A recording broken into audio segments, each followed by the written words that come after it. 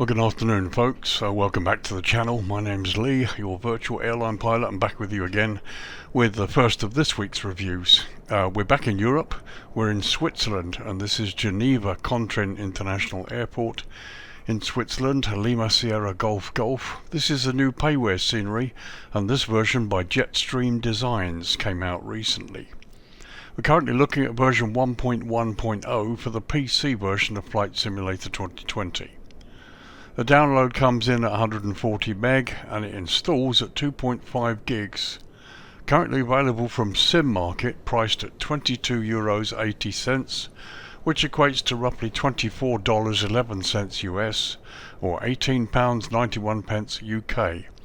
As ever, those prices are estimates taken from the euro, and they include tax or VAT at 20%, which may vary depending on your country of purchase. There are two other versions of Geneva that are out, one by Red Wing and another one, I believe, by MK Studios. Interesting to see how this version compares. I've had a good little look over it to start with, and it does look pretty interesting, it really does. So let's look at the features. So features then. Now, this product was developed with assistance from the Geneva Airport authorities, so it looks like they went to some, quite a bit of detail here to try and get this correct. They have a highly detailed and accurate recreation of Geneva Airport at Lima Sierra Golf Golf, fully functional visual docking guidance system or VDGS at all of the stands, so if you've got that little module installed, then it'll all work. Beautifully modelled interiors of all terminal buildings, dynamic airside traffic that adapts to the time of day and weather conditions, realistic snowbanks and snow removal vehicles, again influenced by the weather, so what we'll do is we'll put some snow on the ground at some point. There's a custom GSX profile for seamless ground handling integration, and again developed with support from Geneva Airport for the highest level of realism. Stunning night lighting that brings the airport to life after dark. It's optimized for smooth performance across a variety of system configurations, and serves a diverse range of air traffic from large airlines to business and general aviation. So that's quite extensive feature list. Interesting that they went to the lengths of talking to the airport authority to try and get as much of this correct as they could. To be honest, from this shot I'm particularly impressed with the grass areas that look pretty realistic here. So that was features. Let's talk some history now. Okay, so history. So I've changed the time. It's now January. It's in the late afternoon. Temperature's about a -8 degrees. You've got snow, about 18 centimeters on the ground. Here you can see some of the snowbanks they were talking about. And this is what it looks like in winter. So history then. Geneva Contrin Airport, Lima Sierra Golf Golf, formerly and still unofficially known as Contrin Airport, is a public-use international airport owned by Canton of Geneva and operated by the Geneva Airport Company. Geneva is the second most populous city in Switzerland. The airport is located 2.5 miles or 4 kilometers northwest of the city centre. It surpassed the 15 million passenger per year mark for the first time in December 2014. The airport serves as a hub for Swiss International Airlines and EasyJet Switzerland. It features a route network of flights mainly to European metropolitan and leisure destinations, as well as some long-haul routes to North America, China, Africa and the Middle East, amongst them Swiss International Airlines' only long-haul service outside of Zurich to New York JFK. In October 1919, the Ground Council of Geneva approved the establishment of an airfield at Meyrin.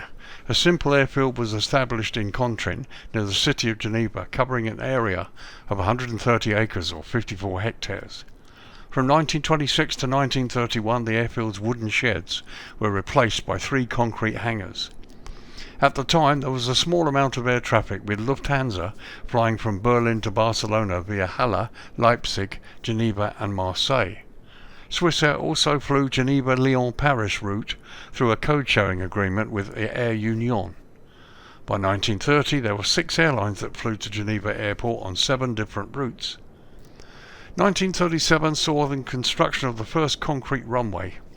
In 1938, 8 airlines were flying to Geneva: Swissair, KLM, Lufthansa, Air France, Malert from Hungary, AB Transport from Sweden, Alpar, a Swiss airline, and Imperial Airways from the UK. To provide per jet traffic in 1960, the runway was extended to 12,800 feet, or 3,900 metres. This is unusually long for an airport of this size and could only be built after some territory was exchanged between France and Switzerland. The runway extension needed to use land that was then French, and an international agreement was needed whereby the necessary land was transferred from France to Switzerland, and the territory of identical size, also adjacent to Ferney-Voltaire, transferred in the opposite direction to France. In this way, Switzerland remained exactly the same size, and its neutrality remained untarnished. The extension also resulted in the construction of the current tunnel leading to Ferney-Voltaire, and of the joint border post on its northern side, which is unusual for Switzerland in that it is entirely on French territory. In the process, the old hamlet of La Limite disappeared, although as of April 2013 a building from that area still stands isolated within a motorway junction on the southern side of the runway. Finally, on the 7th of May 1968, Geneva Main Terminal was inaugurated, which was planned to accommodate 7 million passengers a year, this figure being reached in 1985. 1987, Geneva Airport was linked to the Swiss rail system, with a new station built close to the main terminal. Geneva Airport has 2 passenger terminals. The newer and larger Terminal 1, also known as the Main Terminal M, is divided into 5 piers, A, B, C, D and F. Terminal 1 features the majority of flights, and the smaller and only seasonally used Terminal 2, which was the original terminal, is used in winter charter season. The airport also has a business aviation terminal, also known as Terminal 3. Currently, some 52 airlines operate into and out of Geneva Contrin Airport on a regular basis. So that was some history for you. As you can see, I've lowered the light and left the snow in place, and it looks pretty nice, doesn't it? It really does.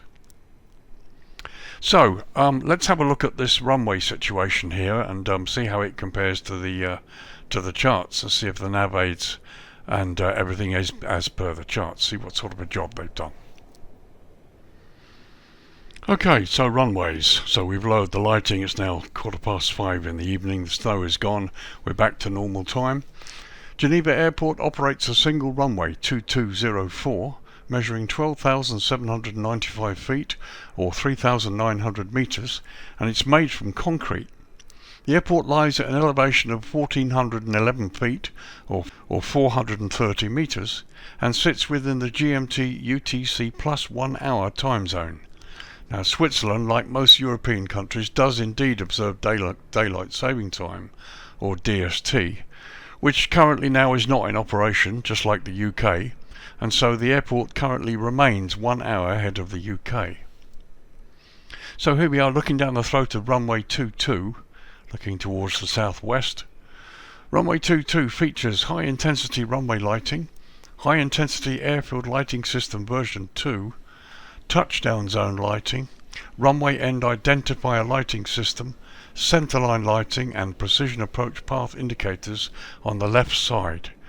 And from what I can see here, they got everything right. Here's the high intensity lighting system, there's the centerline, touchdown zone lighting as well.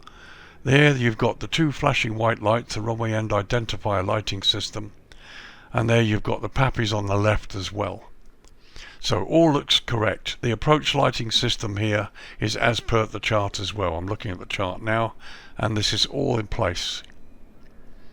Why do we have all this? Well, approach is available at this runway. You have an instrument landing system certified for both Cat 2 and Cat 3 low visibility operations. So this is why you have this type of approach lighting system. You also have an RNP approach option available for this runway. Okay, let's pop down the other end, have a look at runway 04. Okay, so here we are looking down the throat of runway 04, the other end, which also features high intensity runway lighting, high intensity airfield lighting system version 2, centerline lighting of course, and we've got PAPIs again on the left side. For those of you interested, there's also a high speed exit Bravo further up here. Approach is available for runway 04, a standard instrument landing system on this runway, and again you have an RNP approach option too. Note that the runway is fully grooved all the way down. While we're on the subject, let's talk about what's permitted and what isn't. Older Chapter 2 aircraft are no longer permitted at Swiss airports, so like the old Boeing 727 for example, they're not permitted. Also have a night ban in operation from 2400 local time to 05:59. Landings and takeoffs are banned during this time except in exceptional circumstances, and you do require prior permission. All this is available on the charts. So there you are, they've got the runway absolutely right, all the lighting, all the NAVAIDS, and to be honest, visually it looks really impressive. It's very nice. So that was runways. Now let's have a look at a jetway test. Okay, jetways. So here we are, it's 3:30 in the afternoon. My PMDG Boeing 737-800 is parked on stand 3, and as you can see we're on the centre line, and parking's pretty good at the moment, everything looks pretty fair. So let's do a jetway test and see how it goes. That's interesting, not heard that noise before. So jetway's moving quite nicely. The wheels are pointing the correct way even though the track isn't. You can see here the wheels are actually facing the right way.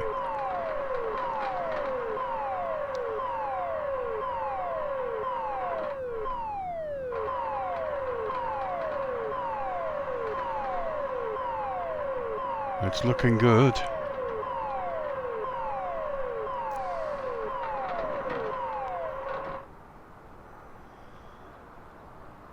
And there we go, that looks pretty impressive. To be honest, it looks to be one of the best. Not so sure about the noise. Anybody maybe who works at Geneva Airport will be able to tell me whether that jetway sound is accurate or not. But some good things about this. Notice the stairs haven't gone into the concrete. The jetway's hood looks to be pretty flush. So let's have a close look. Okay, there's a bit of a gap there, unfortunately. It's not quite close enough. It's close but no cigar, as they say. That normally wouldn't be tolerated in the real world. However, it looks fairly okay. I mean, it's good enough for the simulation situation. Let's check it from the other side. And there you can see, I mean, there's a significant gap. Aircraft is spawned directly from the menu right onto the centre line, which is good. But as you can see here, there's a real significant gap. That would need to be fixed. Let's have a look inside. So here we are inside the jetway. It's just a real pity that doesn't connect. There's quite a significant gap there, which is a real pity. Nevertheless, we'll do the door opening and see what that looks like.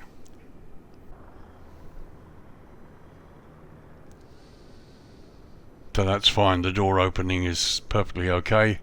Not affected at all. Let's look out from the inside. And there you can see the end of the jetway and the doors. I mean, the jetway itself looks great. It's beautifully modelled. You know, even the little bits up here. It's very, very nice. It's just a pity it doesn't quite go to the aircraft side. Okay, let's disconnect the jetway. Nice sound effect there. Once again, you can see the wheels have actually turned correctly.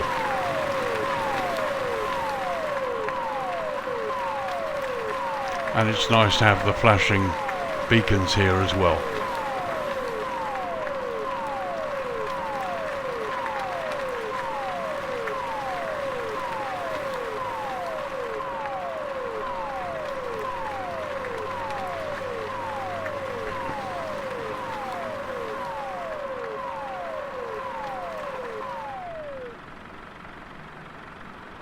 And there we are, fully retracted.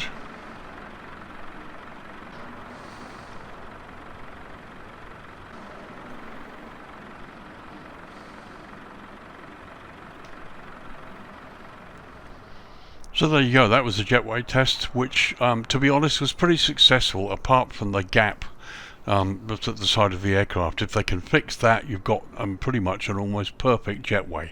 It looks good, it sounds good, the animations are really good, the aircraft spawns onto the center line correctly.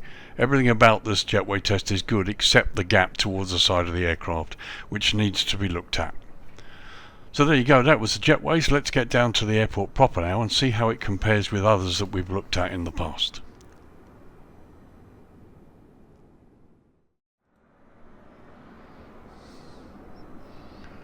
Okay folks, so here we are at Geneva Contrin Airport. We're going to start our tour at the very far northeast corner of the airport.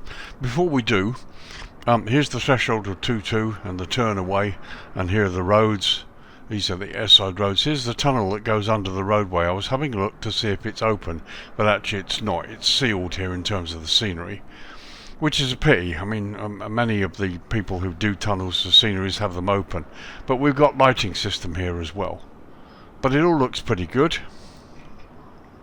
And there you can see the road system that leads into the tunnel, and we've got various bits of traffic as well. I have to look out carefully on this because there's various vehicles that are unique to the airport, and you can hear the different sounds of the different vehicles and the different things going on. This scenery is a bit like what Airsoft have done with some of their sceneries. They've added sounds, and you'll have seen that in the during the Jetway test. So we've got to have a close look here as we go down. But we'll tour the airside area from northeast to southwest. So here we are at the approach to runway 22, the very far northeast corner, and as you can see we've got signage on the road and various signs here as well. We've got the Cat 23 sign, the Alpha 22 sign, and various bits and pieces here. And there we are looking down the taxiway. Here you've got the sign again, you've got this little building here and this one, and you've got this additional area here which I think is for parking. Okay, so let's do an airside tour northeast to southwest.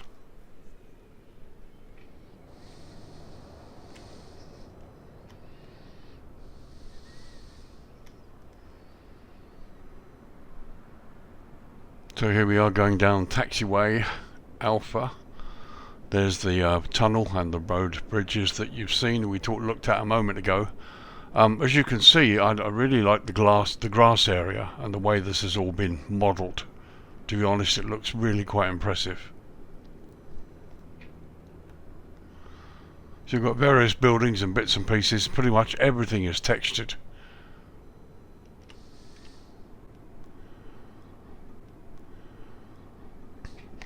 This, I think, is the snow base.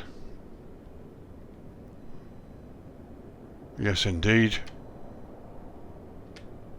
Some excellent vehicles there. And again, you look at the ground, the way it's been textured, and I mean, it looks weathered, it looks really good. So your various cars land side of the fence there. There's a gated fence too there. There goes the baggage dolly. Fire station there.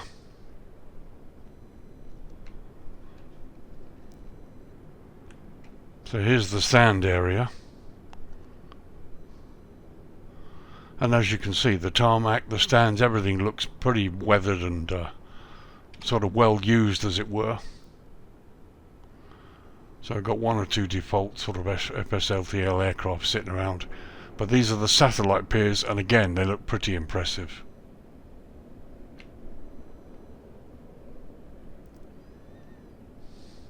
A little bit of juddering, but not an awful lot, to be honest. There's my aircraft parked on Alpha on stand 3 with the Jetway connected.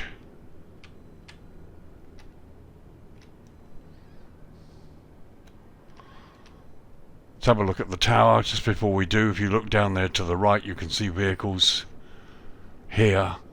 You've even got the hazard lights going on the top for airside vehicles on this, certainly on the bus, and you've got it there on the van. And they're going on the right, correct side of the road as well.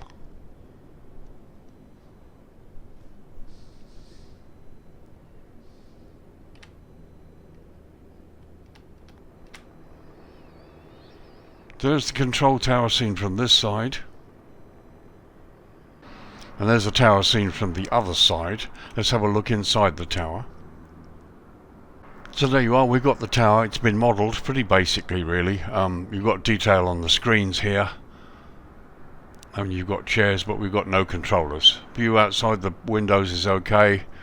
It really looks as if there is no glass. But no, it's fine. That looks okay.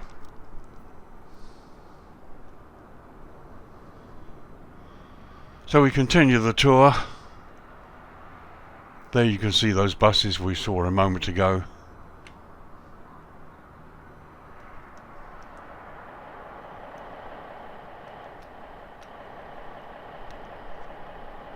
And there you can hear the engine or the motor of one of those buses.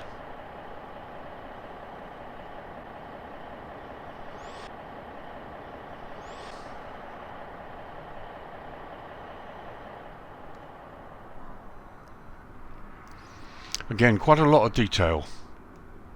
Another baggage dolly going down the road there.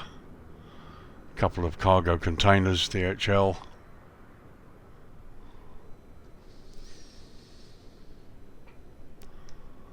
We've got various private jet models here. And there to the right you can see the internal blast screen where they put the jets inside and they do an engine run-up test.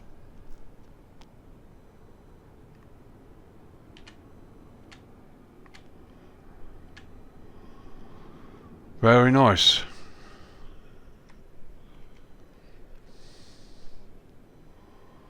As we come to this part of the airport here,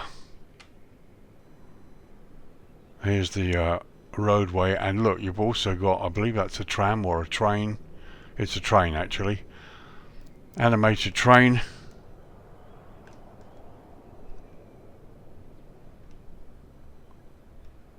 Excellent. Very good indeed.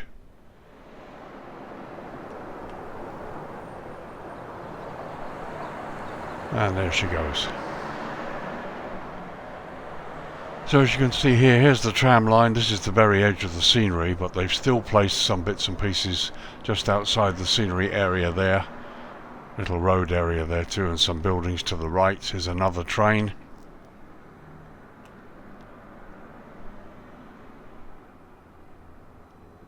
Be interesting to see what that looks like at night.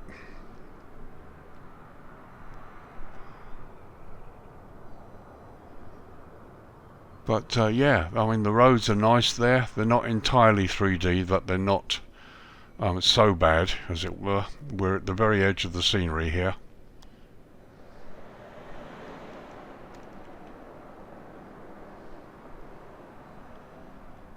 So we go back the other way now. We're going sort of landside, as it were. We'll look at different things.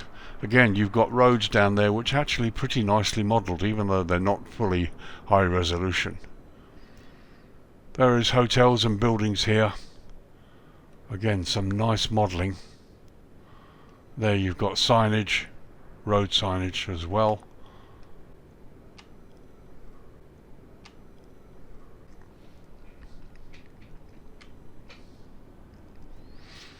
Again, to the right we've got default scenery, which actually doesn't look too bad. There's the trade centre, control tower to the left.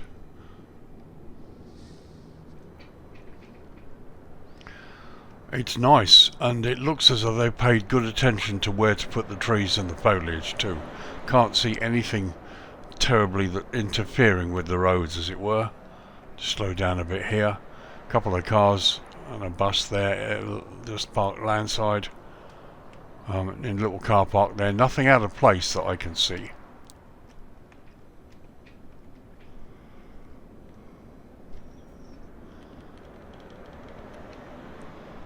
So here's landside by the terminal. And that is a trolley bus.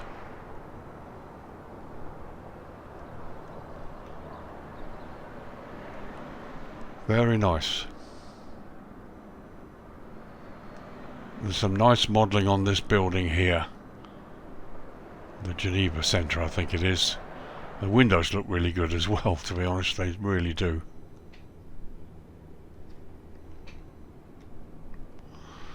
Move a little quicker. Now once again we've got this road situation that goes under this building, however it's not been, the tunnel actually hasn't been modelled as such.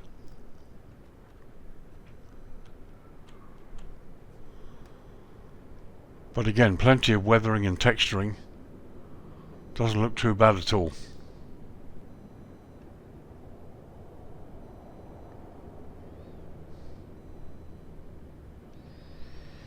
There's a good mixture of buildings where in some places you can't tell what's default and what's been added as part of the product. Very nice. Okay, so a close-up look at the stand. Here's my 737-800 parked on stand 3, and you can see the various vehicles we've got. Some of them are GSX, these ones are basic that are added part of the scenery, and again they've got the lights on the top, really good. Let's have a look from inside the flight deck. So here's the view on stand 3. We've got the GSX Tug Swissport in front of us, and you can see the visual docking guidance system in front of us, correctly denoting stand 3. There's the view from the captain's window, and a view looking across the first officer's window. And a close-up of the stand. It just looks good, it really does.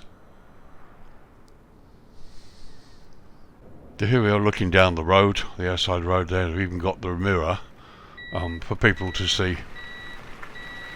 Something's moving, let's see what that is. And there we go, it's a little baggage truck.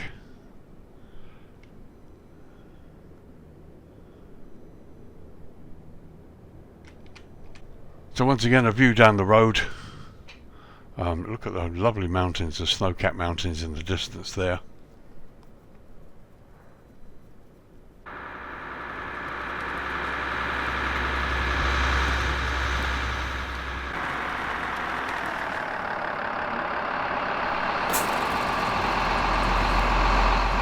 And there you go, a couple of nice animations. You've got a baggage truck parking in the safe area with the engine there, you can hear. There's another one coming now, and you had a bus go past there with the lights on top and passengers inside. There's baggage on the trolley. Excellent. So let's pop inside the terminal, see what we can see, if anything.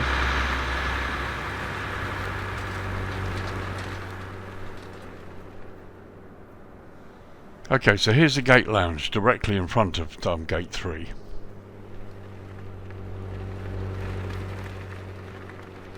And you can hear the vehicles passing behind us airside.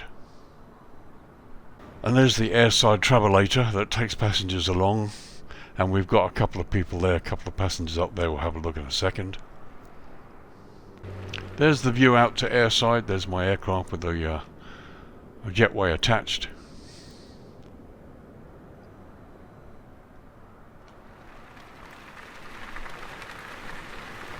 And here we are, a couple of people there by gate 3 itself. No check-in staff at the moment, but you've got one of the 2 passengers. And you've got a departures board here and a hoarding sign there. So here's the departures board. Once again, we're up close and we can still read it. I mean, that's really good. And here you've got the electronic check-in, gate check-in, and you've got a couple of people. People figures are really good, nicely detailed. And you've got all the gate signs and stuff, and you can hear what's going on outside of the departure lounge as well. And a quick look back the other way. And there you can see travelator again, all going all the way down the pier, and you've got more people airside as well. So there's a high level shot of the building itself, airside, and you can see the gates here.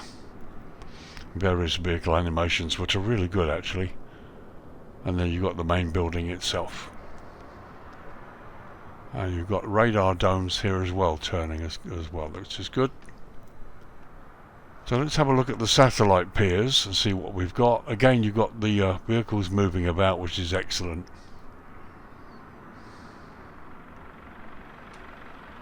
And again, you've got these amazing jetways that look really good. And these baggage dollies here, and look how weathered they are. You can see the rust on them. It's really good. A quick look at the end of one of the jetways, and the detail is really good here. And here you've got another animated vehicle. Oh, it's really good. They are really good. They're coming up close, and they're really good, including the obstruction light on the top, which is mandatory for airside vehicles. So let's see if we got anything inside. And yes, we have plenty of static people. Inside's developed quite nicely. Can't see any airline staff, but no complaints.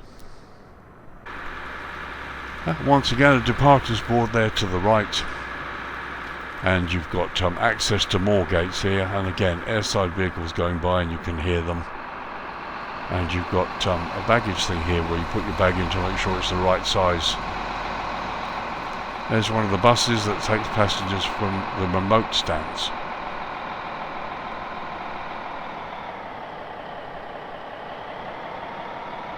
And just another view inside the satellite here.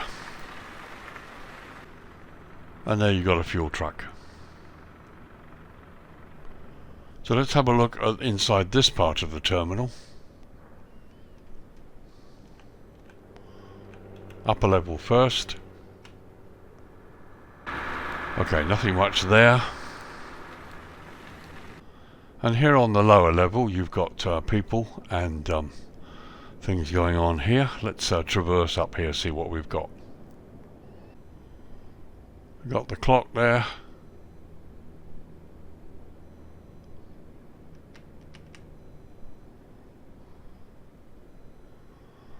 It's nice. It's simplified. A couple of toilets there to the right hand side. But the signage is good. The seating looks impressive. Matches the roof. And you've got a nice sort of sporadic amount of people here. Nothing overdone, and as you can see the camera's moving quite nicely, so it's all pretty fluid. And again you can hear the vehicles outside.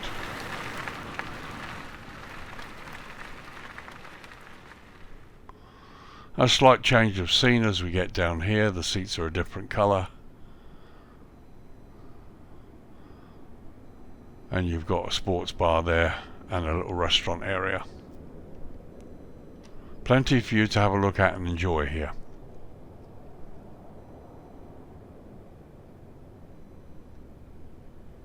So once again, things for you to look at landside. Here we are landside. I mean, okay, this is photoreal, but it's a higher resolution than we normally expect to see, which makes it better, makes it look good in my opinion. And here you've got this building. Once again, we've got tunnels which unfortunately are closed over, but no big deal.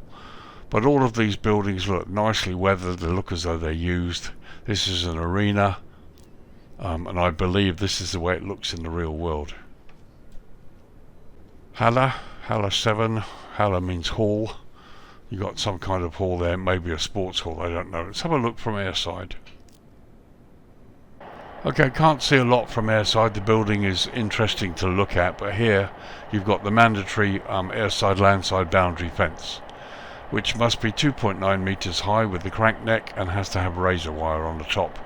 And there should be signage on it, but maybe there's not, because maybe you can't get behind here, I don't know. Okay, so we start a tour landside. Here's this hotel. I think it's a hotel, but I like the way the parallaxing done. It's not high res, but it works. And again, you've got the foliage which has been nicely placed. Doesn't look out of place, and it doesn't obscure the roads, which is good. Once again, we're landside, and you can see the car parks and the roadways. Can't see any passengers, so they've obviously chosen not to model passengers landside. Couple of examples of the road signs here. Again, they're really good, even up close.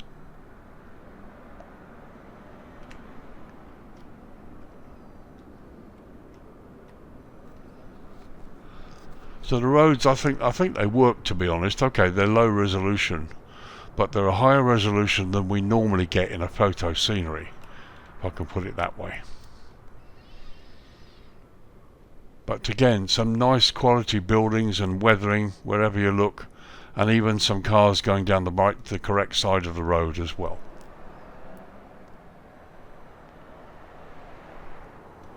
Holiday Express Inn, hotel on the left there.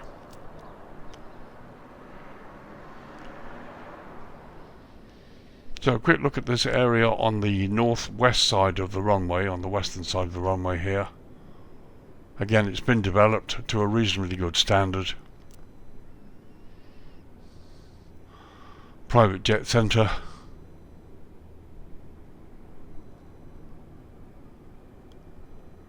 Little petrol station down there.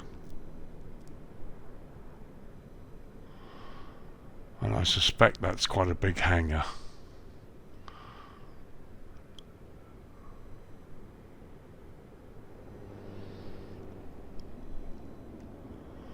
Well, it's an office building. Okay, so that was a fair tour of the airport. During the daytime you can see all sorts of little effects going on. Let's turn it lighting down to dusk now and see what it looks like. Okay, 10 to 5 in the evening local time. It's the 11th of December 2024, just to give you an idea when this video was done. It's winter time here. The lights came on about 5 minutes ago, and as you can see the sunset is upon us. Beautiful view on the mountains here. So plenty to see here, loads of green centerline lighting, so taxiing shouldn't be a problem in the low light or darkness. And it all looks pretty good, it really does. And you've got various other lighting, which I would expect on a scenery like this and a developer like this.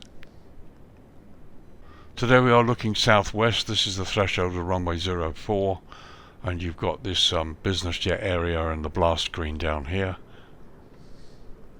And there we are looking northwest, and you've got the lake. I think it's Lake Geneva, I think it is.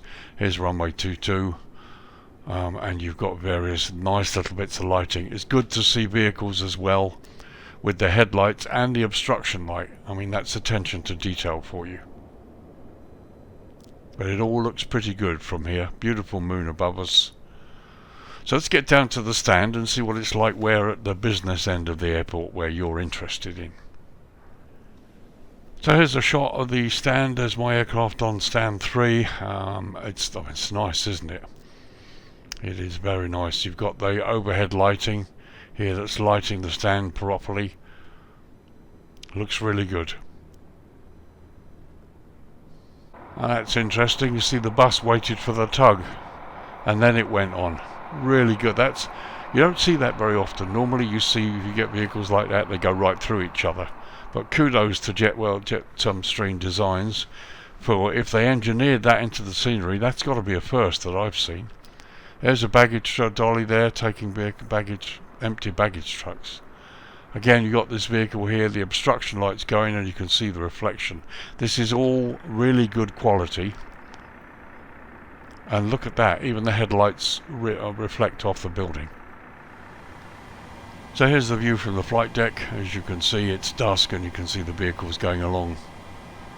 It's very impressive. And you can see the lighting inside the terminal building. It's a bit subtle, but then it kind of needs to be, really. And there we're looking out through the first officer's window. There's the other direction, and I do like the fact that the headlights and tail lights are on. Not only that, you can see the lights are reflecting here. And yeah, you know, the lighting's really good. Here comes another little tug. Listen to the sound. Or rather, there he goes.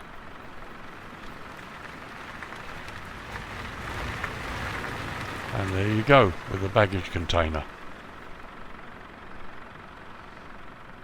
So there's a look down airside. As you can see, plenty of lighting. The stand lighting is good. I mean, they go right the way up to the head of the stand here.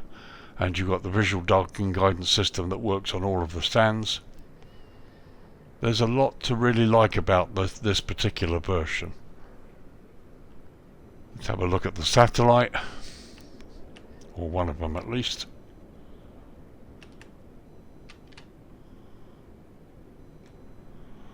And there we are, it looks really good. It's lit inside, you've got people, you can see through the windows. I like it. And here you've got a bus. Once again, you see you've got the obstruction lights on the top that are flashing. That's mandatory for vehicles travelling airside.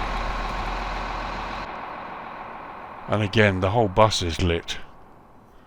I'm not sure if you've got physical passenger models in there, but you can see passengers. So it may be parallaxing or it may be internal modelling. Difficult to say. So let's cross over to landside. I just really want to have a look at the diversity of the lighting here. You've got what looks like parallaxing on the building, on the windows. And it's not bad at all. It really isn't. It's great. And again, no globes floating around. The light is being provided. Well, I actually spoke too soon. You've got a couple here. But to be honest, it looks pretty good wherever you look. My landside looks pretty good here. There's the arena. And you've got the dreaded overhead power cables that you've got to be careful of. Okay, got a couple of Asobo globes floating around there.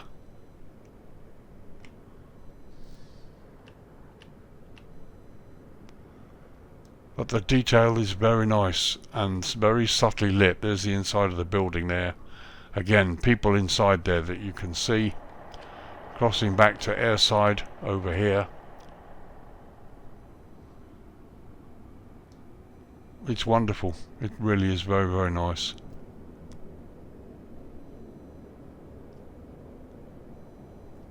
So there's the snow base, and you've got some snow vehicles sitting there. Again, some good, nice subtle lighting. This building looks good, and you've got what look like either charging points or something here for the tugs, I believe. And they're looking further northeast. You've got landside and airside. Here's the additional parking. There's the tunnel. And you can see one or two vehicles going along there, which would probably look quite good when you're coming into land on 2-2. So just looking down there, you can see again, lighting looks good. You've got signage on the ground, looks good as well.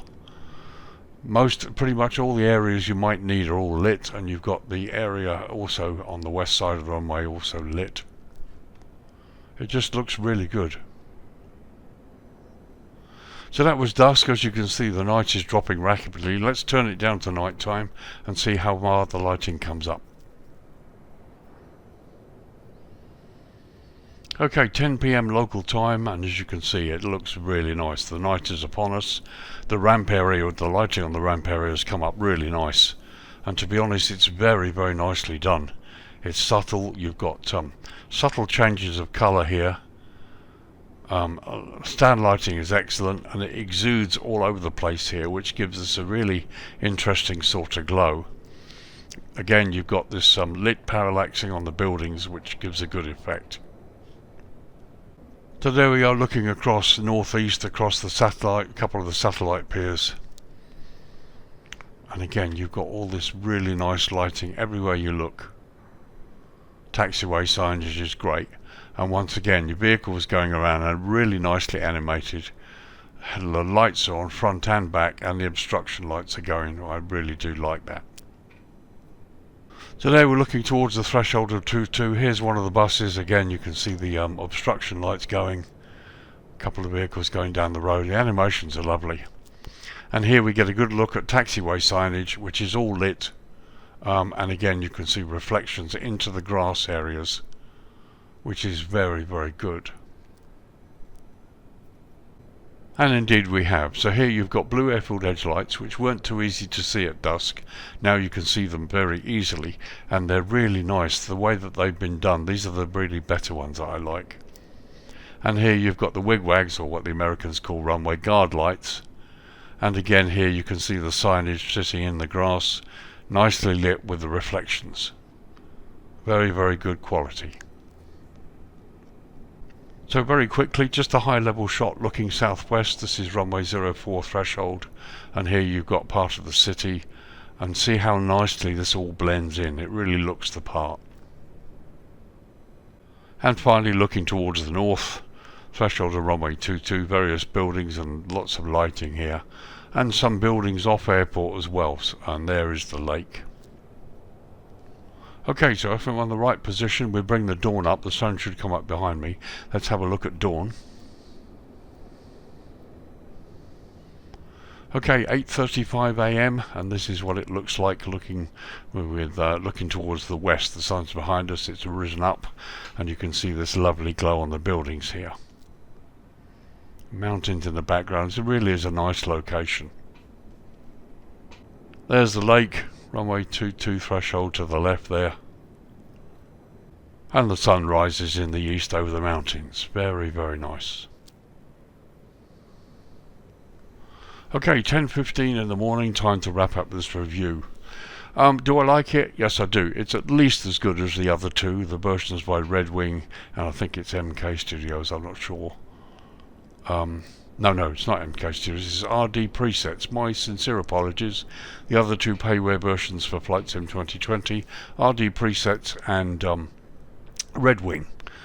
They've done a good job, and if you got those, you should be perfectly happy with them. There are little things about this airport, I think, that set it apart, this version, that set it apart, and I really like it. In terms of frame rate, it's very fluid. I've not hardly any problem at all with the camera. I love the way all of it's been modelled. The little subtle sounds that are going on here and there are very nice as well. And the place looks great at dusk as well. Coming in here in the evening will be just a joy, coming in over the lake into runway 22. It's a very, very nice product. What about the price? Okay, it's currently selling for €22.80. Or just over $24 US, or just about 19 quid UK. I think it's pretty much nicely priced. It's a fairly decent download. It's 2.5 gigs when it installs. There's a lot to it. I particularly like the work that's been done on the grass area. This looks more effective. It's sort of slightly photo, but it's not entirely 3D, but it's not low vis either. It's I think it works, in my opinion. I think it just looks nice. Okay, there's a lot that isn't developed. Some of the roads are 3D, some of them are only partial. Would have been nice to see that tunnel, which is an important feature at the other end, to have it opened up and maybe seeing cars going through it. But then you've got the added bonus, you've got the train that goes along up here, and you also got the highway traffic. There's a lot to see, and quite a bit off airport that I haven't looked at.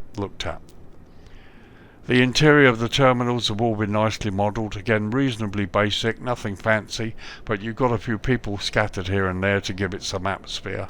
And the same goes for the satellite piers as well. Vehicles going around the airport really add to the ambience. I like it, I really do. So I think the price is about right. Remember, those prices include tax at 20% here for the UK. It may be a bit different in the in where you happen to live when you buy it. But I think it's a fair price for the work that's been done, and I like this version. I really do.